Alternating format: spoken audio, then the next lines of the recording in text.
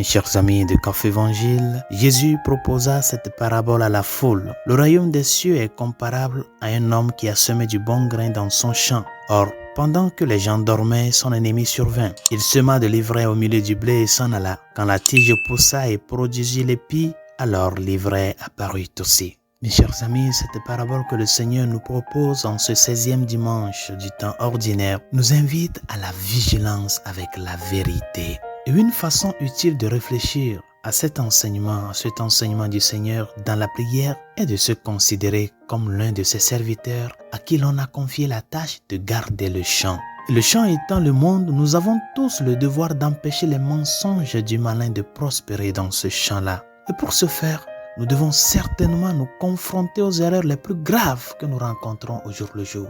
Confrontation radicale aux erreurs les plus graves. Par exemple, la dignité de l'enfant à naître doit être protégée et la pratique diabolique de l'avortement doit cesser. La pratique diabolique de l'idéologie du genre doit cesser.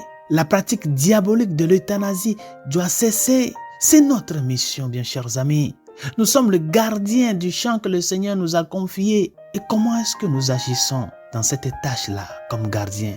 Est-ce que nous laissons l'ennemi venir semer ces petites erreurs-là dans le champ du Seigneur? Ne l'oublie pas, il te demandera compte de ce qu'a été ta mission. D'autre part aussi, nous devons nous efforcer de protéger l'Église, nos communautés, nos amis et nos familles, non seulement des graves erreurs de notre époque, mais aussi des plus subtiles. Par exemple, au sein de nos familles, même au sein de l'Église, au sein de nos groupes, des conflits et des confusions surgissent souvent pour des petites choses. Et ces divisions font partie des mensonges subtils semés par le malin. Nous nous laissons des fois, avec certains malentendus, que l'ennemi profite pour semer la division entre les époux, au sein de la famille, au sein de l'Église, au sein de notre profession. Juste un petit truc, on est divisé entre nous. C'est là que nous devons être vigilants, bien chers amis. C'est à cela que le Seigneur nous interpelle. Nous devons aussi considérer notre propre âme comme un terreau fertile. Certes, la parole de Dieu a été plantée, mais souvent, nous nous laissons aller croire à des erreurs subtiles. Nous laissons la vérité et comme l'erreur brille fort, et comme on le dit souvent, tout ce qui brille n'est pas de l'or. Mais comme l'erreur brille fort et nous présente sa face extérieure, nous laissons la vérité et nous courons derrière ces erreurs subtiles. Cela conduit à des conflits internes, au péché et à la confusion. Par conséquent, nous devons donc régulièrement protéger notre âme de ces mensonges-là en nous appuyant sur les enseignements authentiques de notre Église et sur les enseignements des saints partant de l'Évangile.